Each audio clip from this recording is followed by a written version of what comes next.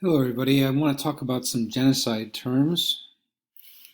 And the first of the terms that I want to mention to you is the term atrocity. Today's assignment involves what's called atrocities of genocide. So, what's an atrocity? Have you ever heard that term before?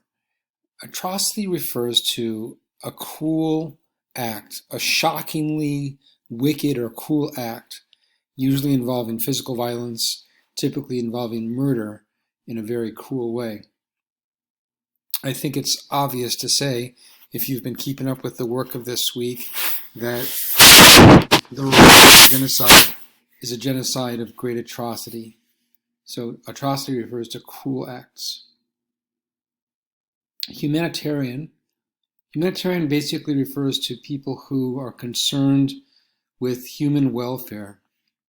The great humanitarian who we've encountered is General Romeo Dallaire, the Canadian UN general who was involved in trying to stop the Rwandan genocide unsuccessfully because they took all his troops away. Humanitarians are concerned with human welfare. They're the opposite of atrocity, basically. Humanitarian. Intervention. Intervention refers to basically inserting yourself into a situation to try to make a bad situation better. To intervene, more commonly used perhaps, to intervene. And we know that the world did not intervene as the Rwandan genocide was taking place. The genocidaires, the committers of genocide, were able to get away with murder, literally, and not be intervened against.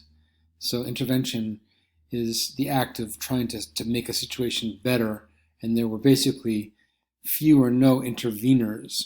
The United Nations was pulling troops out of Rwanda as the genocide was unfolding, so not intervention. The final word here on this page is sanction.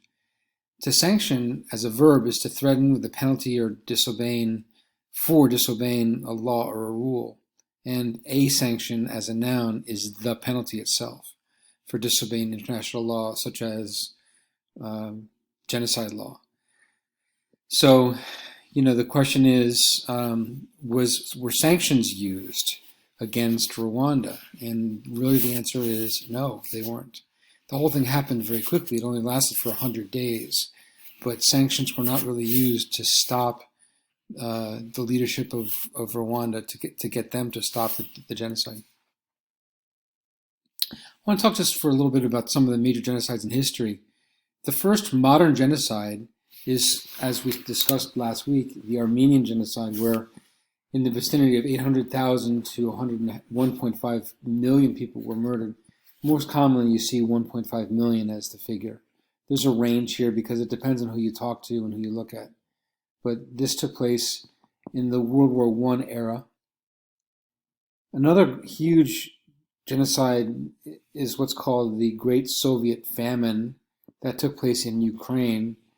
Joseph Stalin, the dictator of Russia, the Soviet Union, basically starved the Ukrainian people because they weren't obeying with his expectations. And it's a huge range, but somewhere between 1.8 to 7.5 million Ukrainians were killed. Typically, it's usually at the higher level that you see people say that. Some people are more conservative, but something like 7.5 million people were killed. This is sometimes called the Holodomor. I said it wrong, sorry. The Holocaust, of course, we all know quite well, lasted for close to 6 years in Nazi Germany and Eastern Europe. And sometimes the range will be as low as 4.2. Typically, people say at least 6 million Jews alone, and more commonly, people will say that 11 million people, Jews and non-Jews combined, were killed during the Holocaust. The Cambodian genocide of 1975 to 79 we talked about last week, and somewhere in the vicinity of 2 million, somewhere between 1.7 to 3 million in that ballpark, were killed by Pol Pot and the Khmer Rouge. The Rwandan genocide we've been talking about, typically the number that people talk about is 800,000 Rwandans killed, sometimes as high as 1 million, but typically people say 800,000. The last one is the Bosnian genocide of the 1990s. And you can see the range there, 8.3 or 83,000, say it wrong, I'm sorry, 8,300 to 39,000. So some of the major genocides in history. There was another genocide that's been taking place in Western Sudan in the Darfur region. That's another genocide that people often talk about. I want to talk about a couple of terms that are often used with relation to genocide. The first is called ethnocentrism. Ethnocentrism is the tendency to view your culture as superior to all other cultures. And it's basically a racial, cultural prejudice that people have. You judge another culture solely by your own values, and you tend to look down on other cultures. So ethnocentrism is a very self-centered way for a culture to look upon other cultures. Ethnic cleansing, the systematic forced removal of ethnic or religious groups from a given territory by a more powerful ethnic group, with the intent of making the place ethnically homogeneous or quote-unquote pure. So ethnic cleansing is basically genocide, where you're trying to remove a population that you don't like as an ethnic group. You're trying to get rid of another ethnic group that you don't like. You're trying to get rid of and so quote-unquote purify your society. This was clearly the objective of Adolf Hitler with regards to the Jews and other groups.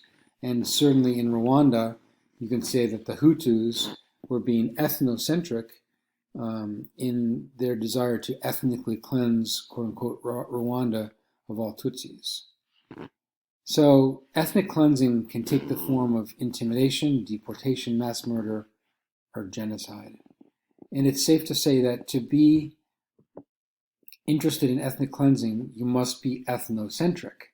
You need to look down on others and think of others as impure, so to speak. So ethnocentrism and ethnic cleansing. Another brief term I want to run by you today is called sovereignty. And sovereignty refers to the full right and power of a government to govern itself without intervention or interference from outside sources or bodies. And the term sovereignty really fits into the discussion of genocide because, countries basically will say, we don't want to intervene in another country's sovereign situation. We don't want to say that, you can't do what you think is right in your country. And that is one of the reasons why the Hutu-led government of Rwanda in the mid-1990s, 1993-94, was allowed to get away with genocide because they were a sovereign nation. They had the full right and power to govern themselves the way they wanted to. And it's a big debate when it comes to genocide, whether or not you believe that it's proper to intervene in another society's affairs on humanitarian grounds, using some of the words we've discussed just today. So sovereignty is a big issue when it comes to genocide. Here's the president of the United States during the Rwandan genocide, Bill Clinton. And Clinton has been criticized heavily. And tomorrow, I'm going to ask you to read a couple of brief articles which will be critical of the United States and Bill Clinton for not having intervened on humanitarian grounds and basically disrupted the sovereignty of the Hutu-led genocidal Rwandan government during the Rwandan genocide. The last thing I want to run by you today is the International Criminal Court. The International Criminal Court is an intergovernmental and international tribunal, a court that sits in The Hague at the Netherlands. It began functioning in July of 2002. It's intended to complement, not replace, existing national judicial systems. It only exercises its jurisdiction when national courts are unwilling or unable to prosecute criminals or when the UN Security Council or individual nations refer investigations to the ICC, the International Criminal Court.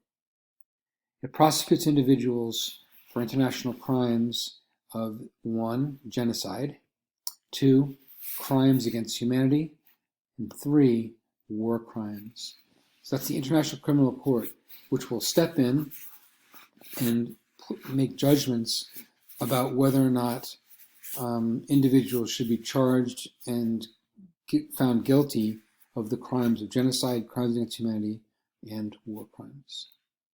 So that's what I wanted to talk about with you today. Again, the assignment I'm asking you to do today is called Atrocities of Genocide. It's in Module 10, and it's going to ask you to read at a minimum of 3 survivor testimonies, some of which can become pretty graphic. So please brace yourself for what you're about to read. Okay, test coming up on Monday on genocide. We're going to have 2 more tests, genocide on Monday, and then in about 2 weeks after that, we'll have a test on South Africa, our last full unit. Okay, that's it.